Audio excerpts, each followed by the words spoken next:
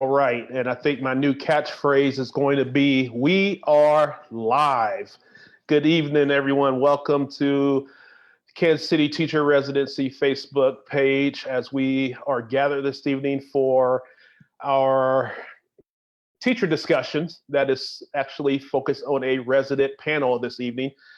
And this is the first time all year I've done this properly. I introduced myself first rather than later. I am Vernon Birmingham. I am the Talent and Placement Manager with Kansas City Teacher Residency. And I'm excited this evening to be joined by three of our either current residents or residents of past greatness this evening as we get the opportunity to just kind of hear from them about their experience as residents currently or previously. And I think this is a good opportunity for those who are either thinking about applying, those who have already applied, interviewed, and waiting for selection day, or individuals even from the fall who have already gone through the matriculation process. Opportunity for you all to, again, gather insight from individuals who were in your shoes, and again, maybe ease some of the anxiety, any of the fear, any of those things that come along with joining a new program. So this evening, we have with us three individuals. We have Mitchell Coda, we have Cassie Elwell, we have Mariah Mosley joining us this evening, and I'm going to give them the opportunity to introduce themselves by just, I already said their names, but talking about potentially what cohort they are a part of, as well as maybe where they teach, and let's just dive in a little bit. So we'll start with, let's start with the OG, Mitchell.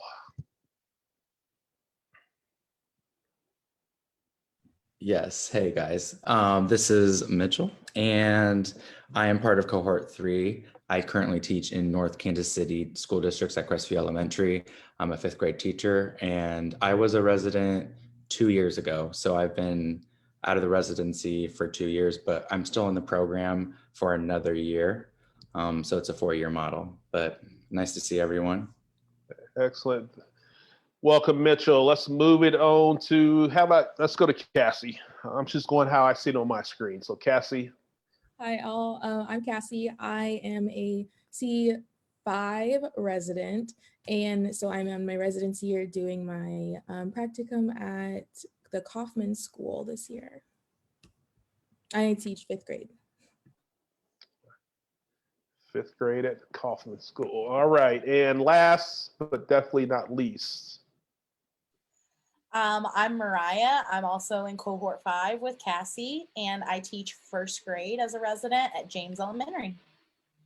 Excellent. Well, we again thank you all for joining us this evening. As you all heard, we have two individuals who are currently in Cohort 5, which is the residency program that's going on now. And Mitchell stated he was in Cohort 3, so that's why I call him the OG. He's the veteran of this group right now.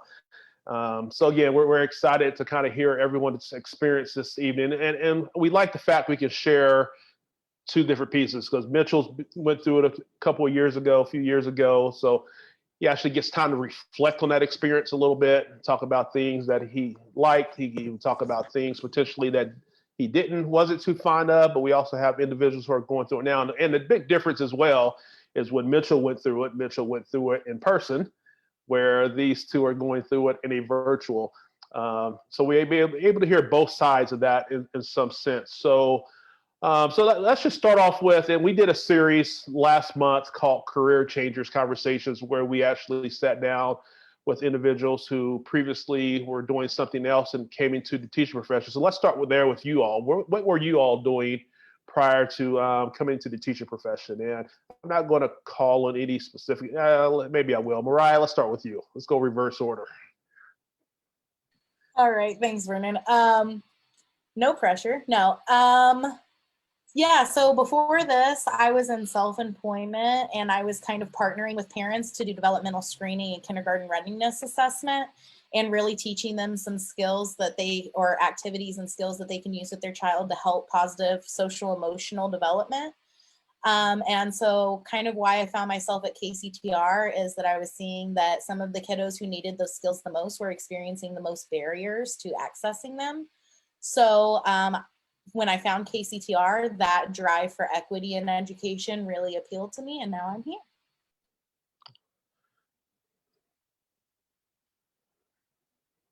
All right, reverse order. So we're going to Cassie.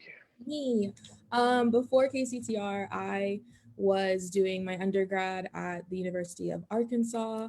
And similar to Mariah, I worked with kids previously, but I wanted to join KCTR specifically because of the work that they do within the communities and schools in Kansas City. And that really appealed to me. So that's why I applied. Excellent, excellent. Yeah, and for me, I mean, I feel like I see a common trend amongst us all of let's equity mindset, which is really what I think drives most of us. So I just was an undergrad, and I came out of undergrad being one of those people that's like, I'm going to get a master's degree. So I did. And I was kind of like, well, I have an MPA now, but what am I going to actually be doing with my public administration? What am I managing? I don't know.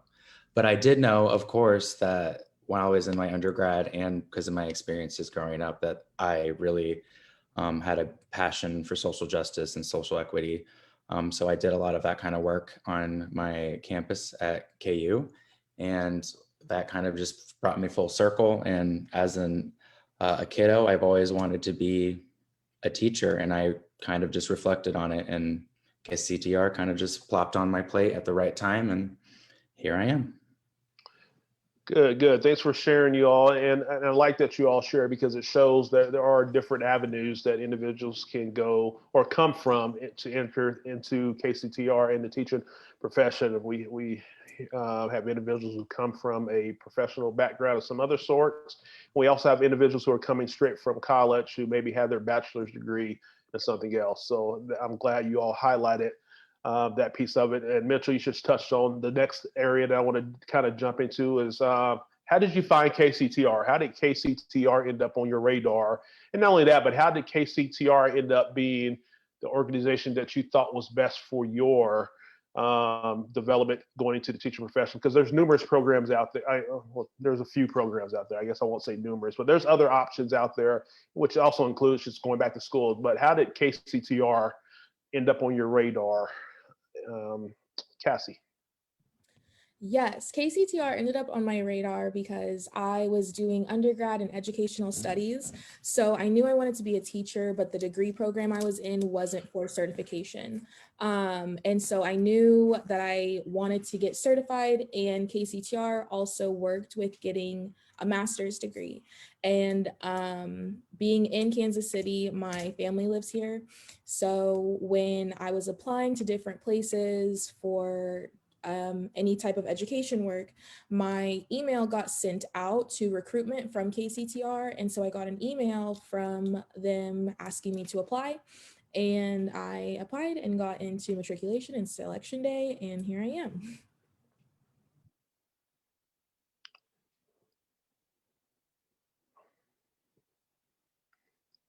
Don't know who I was pointing to, but Mitchell.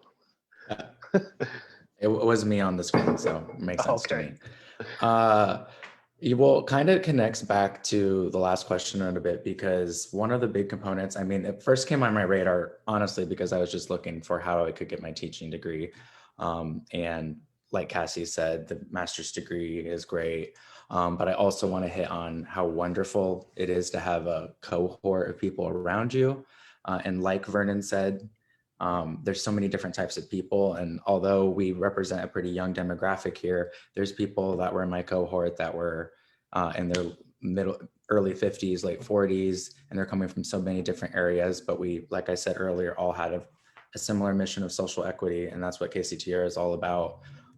So that resonates with all of us, and it gives us a common mission. And so I just wanted to grow with people I knew would push me. So I chose KCTR.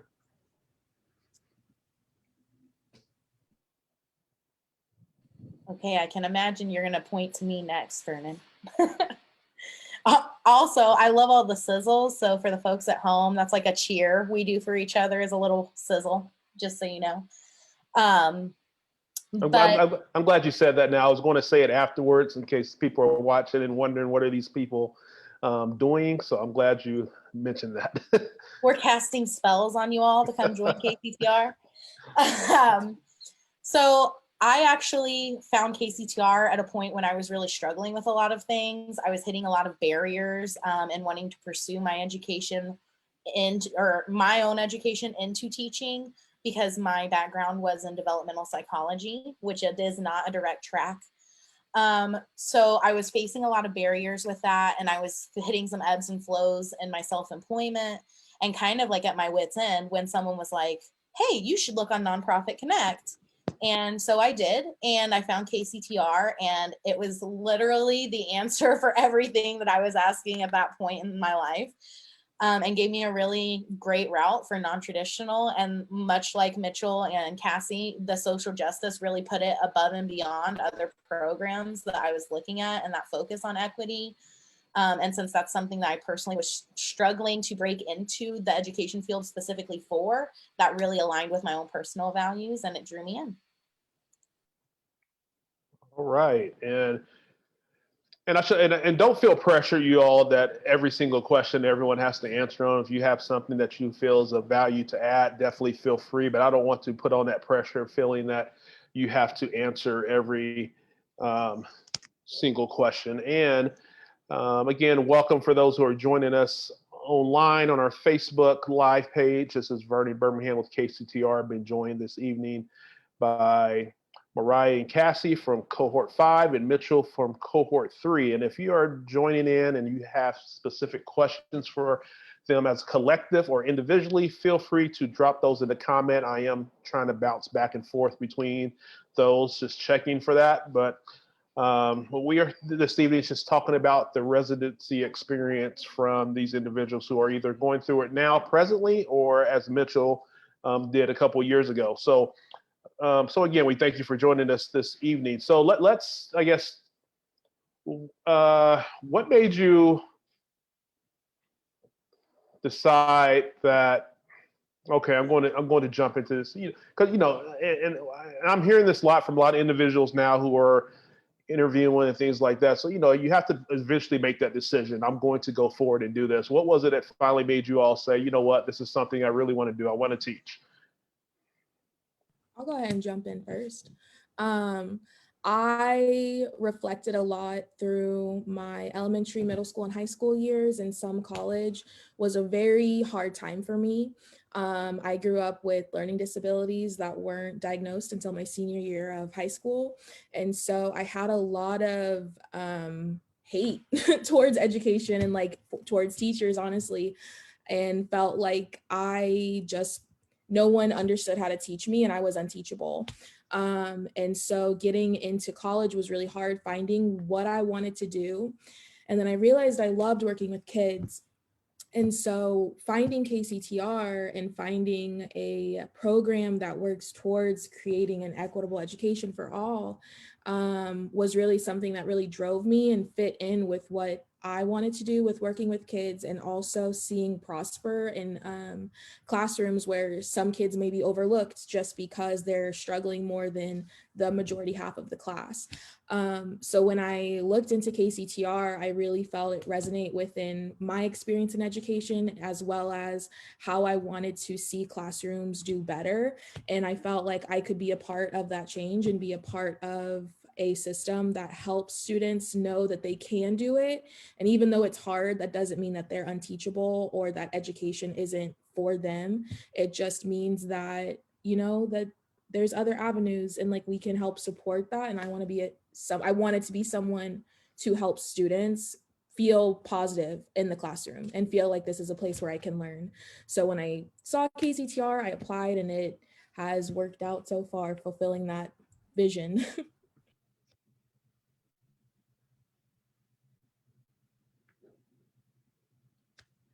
Yeah, I'll jump in there because, hey, so Cassie, I completely agree with you there.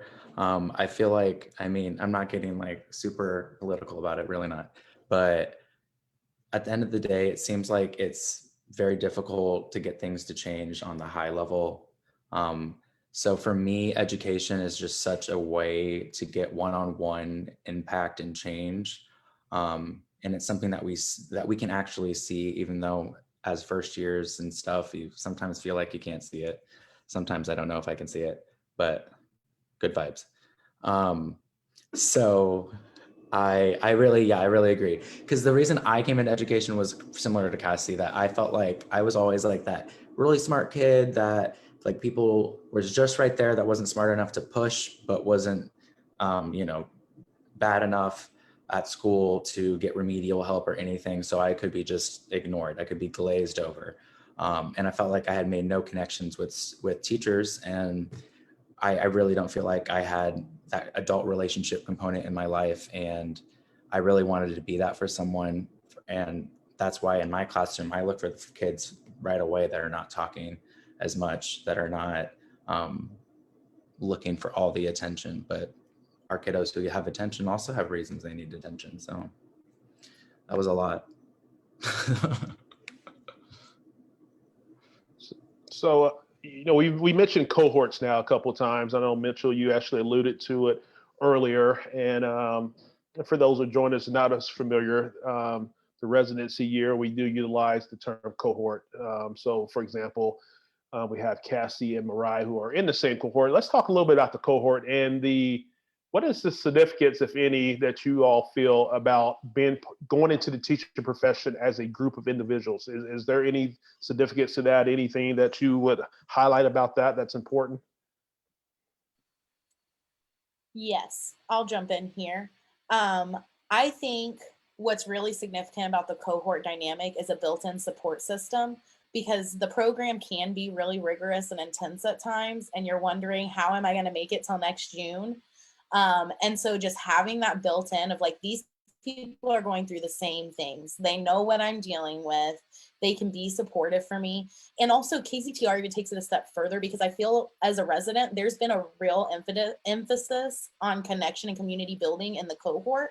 So there's lots of opportunities for us to really be there for each other and get to know each other. And so being a part of a community already with a built-in support, and then having that extra influence of like really pushing for you all to support each other, really makes this something like, I've met two of probably some of my closest friends so far in this cohort. And I feel like it's because we know what we're going through, and we know how to be there for each other, and we know what we're being asked for and pushed on. Yeah. And how cool is that? You met some of your closest friends during a cohort in a pandemic where you hardly see each other.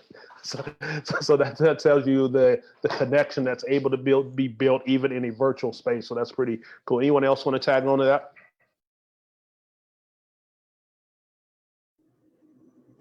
Yeah, I mean, I completely agree with that. And obviously I have a little bit different of a perspective, being that it's been a few more years since we were actually in classes together and stuff. And I think that it's being a teacher can be a lot of work, can be a lot of time, can be a lot of energy. And there's very few people who will understand that, except for the people that are going through it with you. So throughout these years, oh, hi, Kat. Throughout these years, I've really kept those connections, and I know that I have a family support system that I can talk to about these things without any judgment, because it's hard, and it's hard in different ways for all of us. So I think the cohort thing, it's really great how KCTR builds that, because I mean, they're really giving an example to us as to what our classroom should look like. And I really have taken that to heart and learned from that model and applied that to my classroom community. So I really enjoyed that part of KCTR, probably one of my most favorite things of it. So Mitchell, for you, who, like you said, you've been out of it, I mean, out the residency year, a few years now, how, and I don't want to put you on the spot, but within your cohort now, once you get into the teaching profession, everybody, not necessarily, but in a way starts going in their different paths and directions with, not only their own personal life, but actually now teaching, taking over classrooms. And I don't expect everyone to still be really, really, really connected, but how would you describe that cohort today? Or are they still fairly connected, semi, not much, or certain pockets probably are more connected? Yeah, I mean, obviously there's relationships that are stronger than others, but I mean, that's common with anything. And there's always, we always have to say it's an unprecedented situation type thing. We've been in a pandemic, so everything's been a little bit weird, and I don't know if it's fair to equate what relationships would look like during this time. But that being said, I still think that we still, people keep up. I mean, I don't know. I mean, it's kind of weird. It's just like a family. So we don't really even need to, you don't have an excuse to, when you see each other the next time, it's just like you just saw each other before. There's no, what's this awkwardness going on? It's just because, like I said, you're rooted in that mission and you know each other. So you two Cohort 5 folks, how have you all made it work as far as the relationship building and the connection? And I ask that because as we enter to Cohort 6, of course, our hope would be to be back in person, but you just don't know quite yet. So there might be individuals watching from Cohort 6 or who will be in Cohort 6 that's maybe wondering how has this group been able to connect in this space. What's the insight you all provide? So I can start off. Something that was really important to me when coming in was I'm a talker. I talk a lot. I like to talk to people no matter what, about what. And I really like being in people's space. So I really found issue with the fact that we're in a pandemic. We're going to be virtual. How can I connect with my peers? Like, how am I going to get to know these people? So I went, and I made like the first day of class, like I was like, what's y'all's number, email? Cause I'm making a group me so we can all talk. So like that first step was making a group meet so everyone can be connected and like you can meet people, talk with them more on there in a free form setting rather than just in the professional setting of your classes. And then one step further, which Mariah can share on if she would like to, me and Mariah are on the event committee of RAC. And so I don't know, Mariah, if you want to talk about that more. You can, but I will if you want me to. Okay, I guess she wants me to. So Got it. yeah. We on the RAC, which is the Resident Advisory Council, have put a lot of focus on connection this year because we know that can be strained in a virtual environment. And so some ways that we've done that is we did kind of like, we called it Burr Buddies, but it was like in a sense like a non-denominational secret Santa, right? Where we could even send each other virtual things, and we provide virtual resources for people to just check in and cheer up over winter break and connect with someone in the cohort. We've also done things like Culture Day was a big thing, and that's a KCTR thing, but that you really get to, it's just a fun day to really connect and learn with your cohort. So it's a little more laid back, and we were able to do some like virtual games and stuff like that, which was really fun. We've also done just in our virtual classes, like a spirit month where every Monday for class was a different theme that people could participate in or put on backgrounds and stuff for. That was really fun. So just finding ways to still connect in the virtual space. But I will also say that KCTR themselves have been really helpful in that because they've made it clear that they've set up opportunities for us to be safe, but still connect.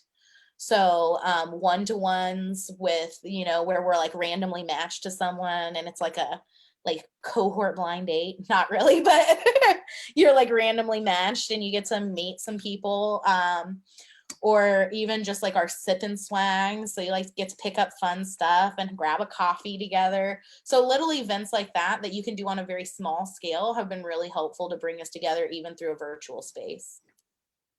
I also want to name, we have crew every other Monday. And I think my crew group is probably the group of people that I'm like closest most within the cohort, just because we spend 30 minutes talking about what's going on at our site, what's happening in our lives. Like you become really close. Who knew, like you become really close with your crew group members. And so that also helps, is that every other Monday they have us meet for 30 minutes with a group of people and some staff members just to like talk about things, which creates that connection and knowing other people. Well, thank you. No, thank you for sharing that. And as I look at the comments, looks like we have a Cohort 6 individual in there, and it's like, that's a great idea that someone shared. So people are tuning in and kind of stealing some of you all's ideas. So again, thank you for joining us. If you are just tuning in, my name is Vernon I'm the talent and placement manager at Kansas City Teacher Residency, joined this evening by three of our esteemed residents and alumni, Mitchell from Cohort 3. Then we have Cassie and Mariah from Cohort 5, and they're just sharing some of their insights about the residency experience for them. So actually, we're going to jump into the residency year experience a little bit. And again, as I stated a couple of times now, this is going to look different because Mitchell did it a couple of years ago we were all together, and we have two who are doing it in a and again, actually, I don't know if you're doing it virtual, if you're doing hybrid or whatever you're doing right now, based on what your school site is. Let's talk a little bit about the residency year experience. And for those, again, joining us not as familiar, the residency year includes, can I use the word heavy? Is that a fair statement? Where our residents are within their schools or virtual state, whatever it may be, 4 days a week. One day they are in their seminar classes.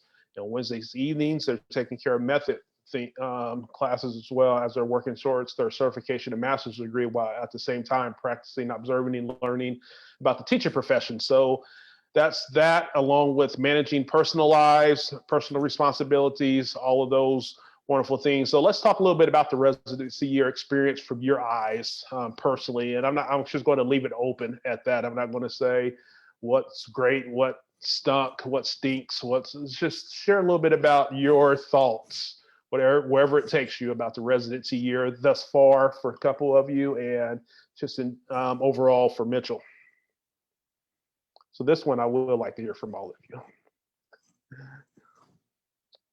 Mitchell, let's start with you, since you were the one who did it in the traditional. A while back. Yeah, I mean, residency year is a lot, but I mean, education's a pretty serious thing, and it's a lot in general. So, I mean, it's a good warm up for what the career can look like in your first few years.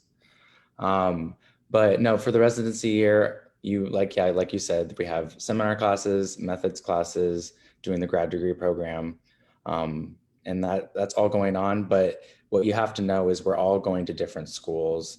We're going to different sites, different districts, charter schools, public schools. So it's really a very different experience depending on so many factors. And you do have a lot of choice in that when it comes to your matriculation process and actually applying.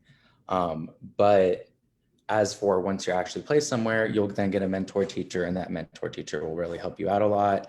But once again, from an honest perspective, you never know who your mentor teacher will be. And KCTR is a relatively new program. So there's some mentor teachers that are at better coaching levels than others. I fortunately had a pretty good experience, though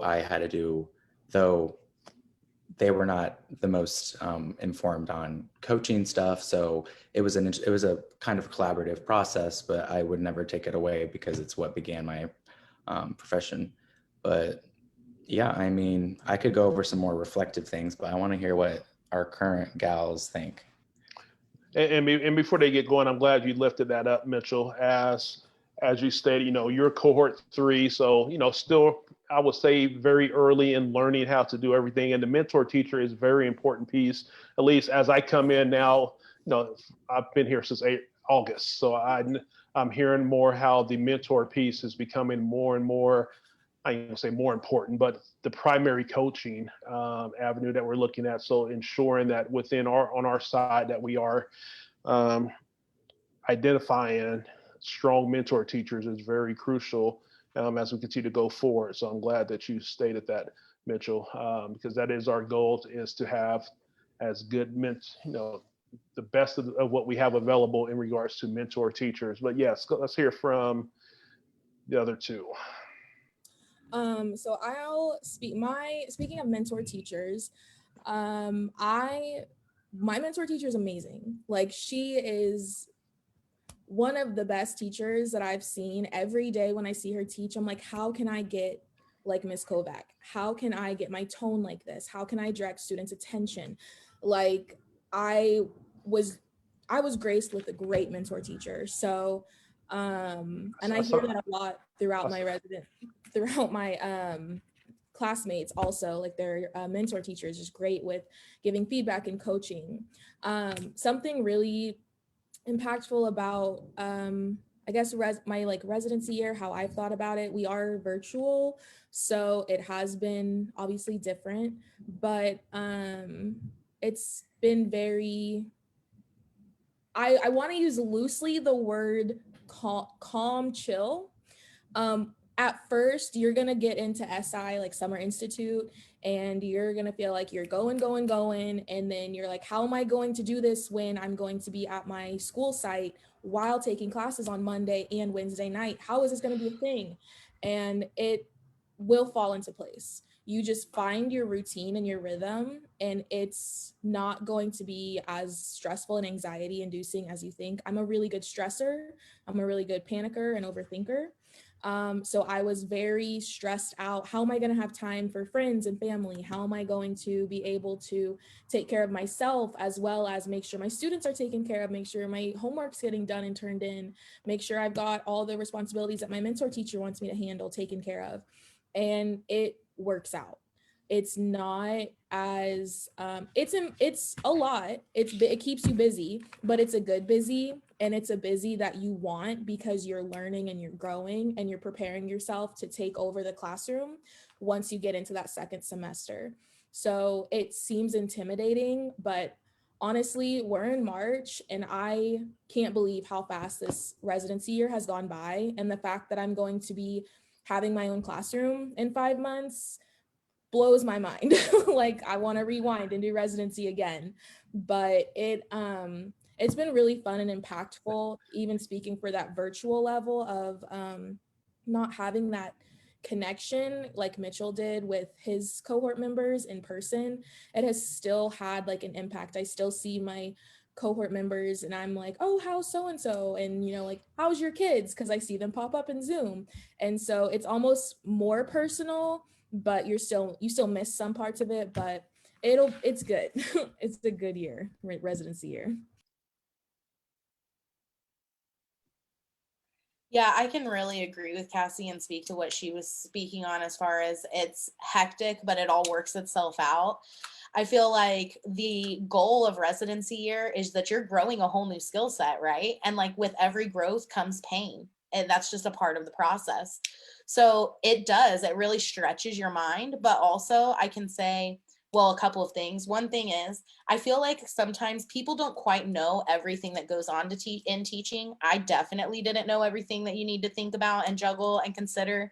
And even now I'm like, well, how am I going to do this and take attendance and do all of this all within the first 10 minutes of my day, right? So I think part of the chaos that is the residency year is really growing your brain to be able to juggle that many things, because that's how many things you're dealing with in a classroom every day and thinking about and attending to. And your attention is pulled a million directions. So I think a part of the chaos is really like the pain that is growth. And that is a positive, right? Like Cassie said, it's a great year. I can also really speak to, I feel like it's very effective that they use the gradual release model. So we talk a lot about what it means to be like, oh my gosh, now we're teaching a lot and that seems like its own thing. Or we talk a lot about how you juggle seminar methods and teaching. But really, I think for me going in, at first, right, it was like, my seminar days were my really top heavy stressful thinking days, and then my teaching days were like, okay, I can take notes, I can kind of relax, I can observe. And now that we're into the second semester, that feeling has almost flipped for me, where now I'm like, oh my gosh, thank goodness it's Monday so that I can take an ease into the week and take some notes and observe and learn with my community. And now I feel like the pressure's on for the rest of the week, right? I'm taking on more responsibility in the classroom. But that gradual release model is really effective, and it's meant to dip your toe in and start to get used to the waters, right? So take that time and use that to allow yourself to grow the skills, because for me personally, just developing the organization that it took to keep this all together was a growing pain for me. And so focusing that in the beginning, like, what do you need to do to organize your time and your life to make this space for this career? Do that while you have less responsibility in the classroom. So that way, when it flips, you can really focus on the responsibility in the classroom and already have the space and time made for that. So you know what, that's a perfect segue into the next thing I was going to bring up. And I'm not talking about KCTR coaches. I'm not talking about the mentor teacher. I'm not talking about your school, but it sounds like having, well, not necessarily, but how important is it, if at all, was it for you during your residency year to have a support system around you to help you get through and navigate? And again, I'm not talking about KCT, I'm talking about your own support system. And what did that look like for you? If any of you want to talk about that. You can go ahead, Mitchell. I can wait. Okay, Mariah, you're fine. Well, I mean, I'm not doing this just specifically because you said not to do it, but I was, as Mariah was talking, was really thinking of the coaches, because I think a lot of what Cassie and Mariah are talking about with being in that chaotic environment that is teaching is letting go of that perfectionism. And our coaches are so great at using resources. It's almost therapeutic in a way, of giving us that growth mindset, which is an educational term for like never giving up and just keep knowing that you're growing and growing, not that you're stuck at a certain level. And I think that really teaches it to us. So they really are a great support system. So I can't feel like I can say that they weren't part of my support system, because they were. They made me move on into that mindset of like, okay, I don't need to have everything down to a T. It's a learning process. And like Mariah was saying, the first 10 minutes of the day is chaotic. It is. But I mean, now that I'm in my second year, there's other times of the day that are more chaotic for me because my priorities have changed because of that growth mindset and being more acclimated to the environment. So, I mean, coaches really are. And I mean, if you have a great family and friends, that really helps too. But because they have to come home to you. I mean, you have to come home to them, and and it can be a very stressful. But so shout out to friends and family and Bethany, Coach Bethany. Yeah, Y'all. that was more like a trick question, so you could actually change it up and talk about our wonderful coaches within KCTR. As Not me. we had a couple of them on today talking about the coaching model. So yeah, if you want to talk about coaches, that is fine as well. But anyone else want to talk about their support system and how crucial or important that was to just help you get through? I mean, I know the other two are still going through it, but you're almost to that finish line. But how important was it to have that support system to kind of help get you through? Yeah, I have made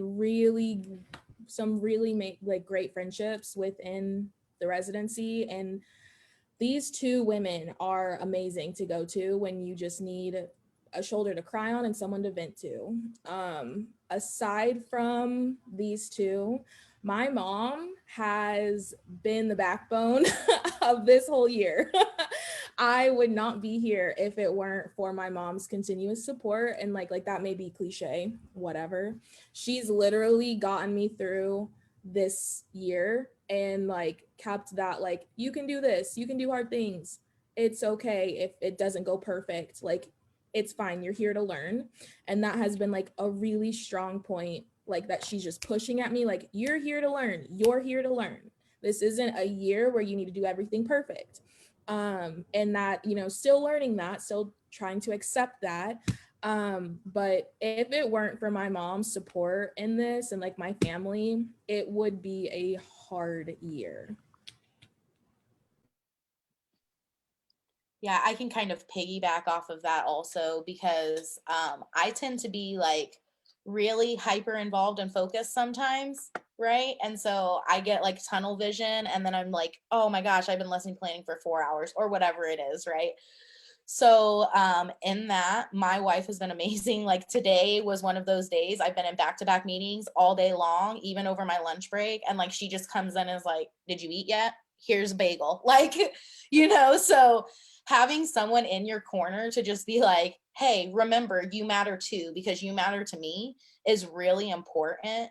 And then kind of like Mitchell said, the coaches are amazing. Your support with your mentor, they're just there to help you be the best teacher that you can possibly be. And that really is vibrant through the whole community. You really feel that support of everyone is here to help you be your personal best in and out of the classroom.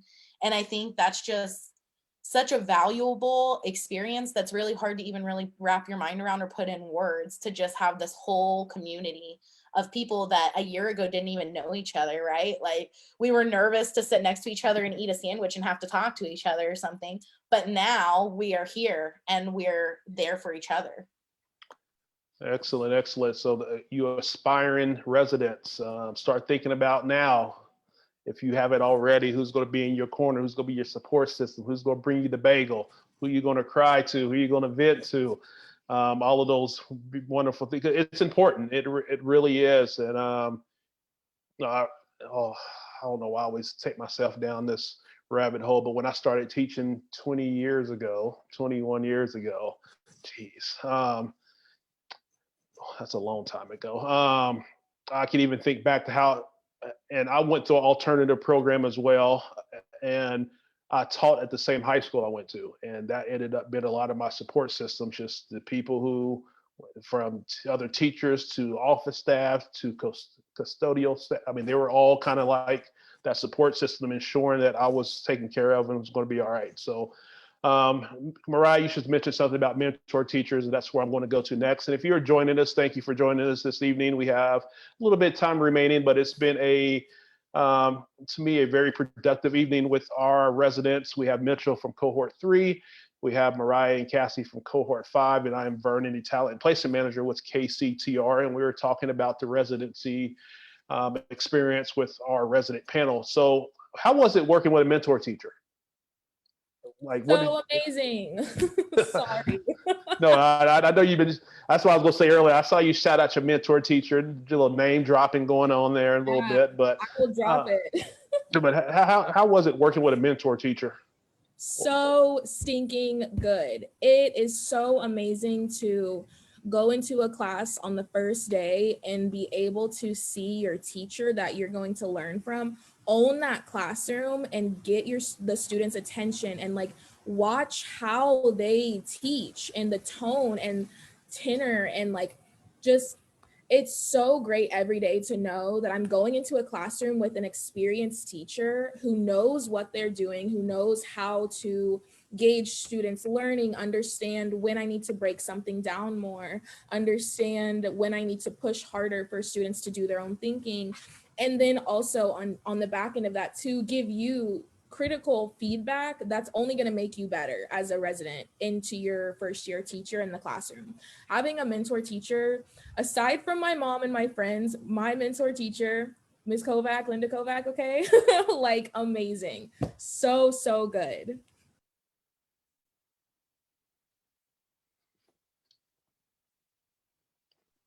Yeah, I would agree with that also. I think there's just something special about the mentor and resident relationship, because you are in their classroom, and from even being virtual, like we're setting up to go back right now, and we've talked about like your classroom starts to feel like your second home, right? You're there so often.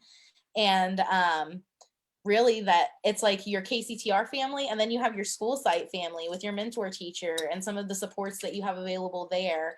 And KCTR is really intentional about how you're matched with your mentor. So I feel like going in, my mentor and I have very similar philosophies in regard to education, and that helps us. And it's also like we talk about support, but you know, when you're frazzled, like in the middle of a lesson, like, oh my gosh, I feel like I'm bombing this. It is so nice to have someone there to just swoop in and be like, ask this question, right? Pause here, and to really share that experience with you, because they just want you, like I said, to be the best teacher you can be. And that's very apparent in the relationship, and it's super supportive and nurturing. Yeah, I mean, once again, it's really nice to hear these experiences, because I only expected mentor teachers to get more refined over time, obviously. Not that mine was a bad experience. So Tiffany Welsh, if you are listening, you're great. You amazing. But that's the thing is that, like we said earlier, being a teacher is just like, it's finding your own thing. So no matter what, even if you have the perfect mentor teacher, you're not going to be exactly like them unless you're like crazy twins. That's not going to really happen. So I mean, even though this her first year being a coach, there were so many things that I learned and that I could mend and mold into what I wanted to be as a teacher. Like, okay, no, I'm a little bit more, I can't really get to that tone level that she can. Like, I just don't feel like I can. So what can I do to change that, but still be authentic to myself? So it's all just like, it's like a fun little chess match. And I just enjoyed the mentor experience and kind of learning along with someone. And that's a whole nother conversation because it's made me get into coaching as well personally. But being a teacher is just, I want to live in it for a while. And because of my mentor teacher, I really learned that I don't have to be one particular way. No, that's all excellent. I saw that lightning behind you there, Cassie. No, that's excellent. Thank you all for sharing that. And I'll probably say it again later, kind of through an email or whatnot, but you all are killing it this evening. So thank you all. This is like perfect mix of a panel. Like, you expect like anything less, though. You all have to remember, I barely know you all, just barely. I think I've met some of you here recently in the last couple of weeks, even. So, but no, you all have been great, and we're close to winding it down as we hit that 7:48. And I want to be respectful of everyone's time, so I have a couple things I want to kind of wind down with. And I guess this is what do you find, or what do you think for you all, like individually, what has been the most beneficial aspect of the residency program for you personally going into the teaching profession? Like what's your, I guess, most biggest takeaway for you as you go into becoming a teacher? And again, Mitchell, you're teaching now, but what do you find been the most beneficial? Was it the mentor teaching? Was it the seminar stuff? Is there anything specific that you find to be the most beneficial for you personally? For me, I am like just being my most authentic self with my students. Like I said, my mentor teacher is amazing, but I can't copy everything she does. So instead of trying to sound like her, say what she says, do what she does every day, it's more like Mitchell was saying, how can I take that and make it into my own and have it read well with my students? And I've like found that groove. I found that like way to interact with my students and like how to read them. And it's not the same as Miss Kovacs, but it reaches them well. And so understanding like I'm going to come in with my own authentic self and my students are going to love me because of that. Excellent. Mariah, we'll go to you. Okay, Mitchell, go ahead. It's okay. I'm just trying to jump in to get in a random order. So what was I going to say now? Because now I jumped in and forgot. Yeah, it was great to reflect upon all of this because it really made me think about, because I feel like all our minds have just been on one thing, and that's COVID, and are we virtual, are we in person, et cetera, et cetera. So it's been nice to go back into more happy zones. And now looking at it over time, it really is just that support system thing you talked about. I just feel like I built a whole new chain in my family tree of people I can support on. And that extends to, like, for the record, KCTR introduces you to schools that you're going to work at and be residents at. So you make other relationships there. So it's like a never ending tree. And so I just really have grown to appreciate that because I've just, throughout this entire process, even when I feel at my weakest and my lowest, I still know I'm not alone, even if, it feels like it sometimes, but yay, teaching.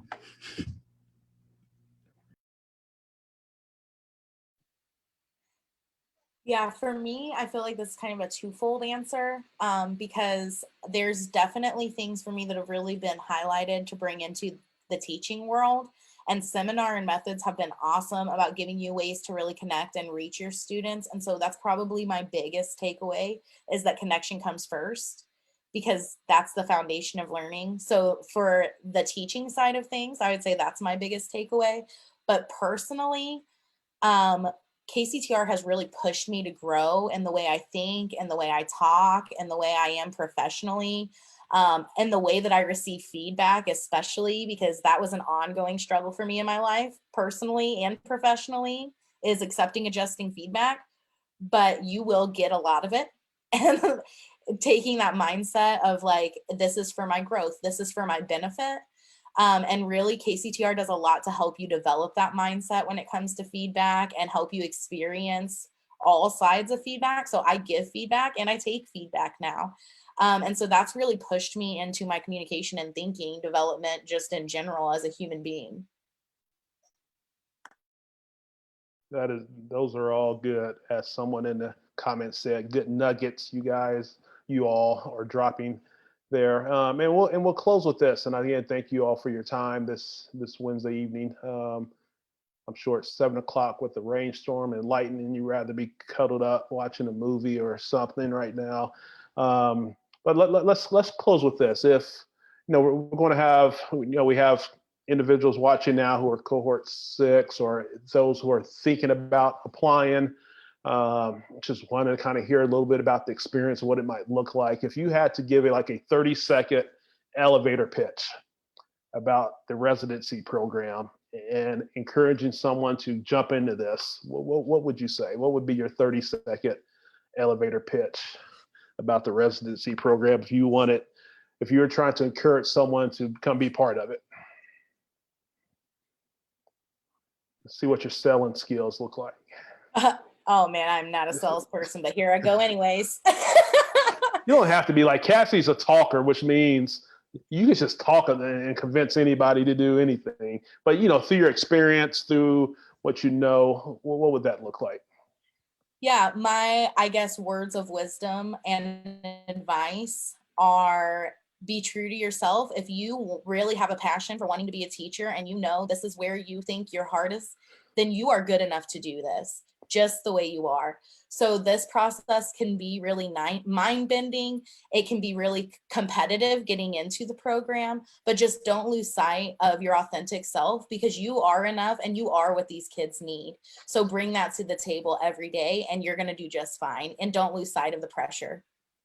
See, that's good right there. It's like you even had me pointing. I don't do all of this stuff. I'm going to never get into all of that stuff, but I'm going to give you that point, like good pass, like we're on the court, good pass. So that was good. So we have to follow that. I was like, am I going after that or? Just kidding. Great job, Mariah. That's a great way of putting it. I don't know if I can do it quite passionately, but I'm gonna try.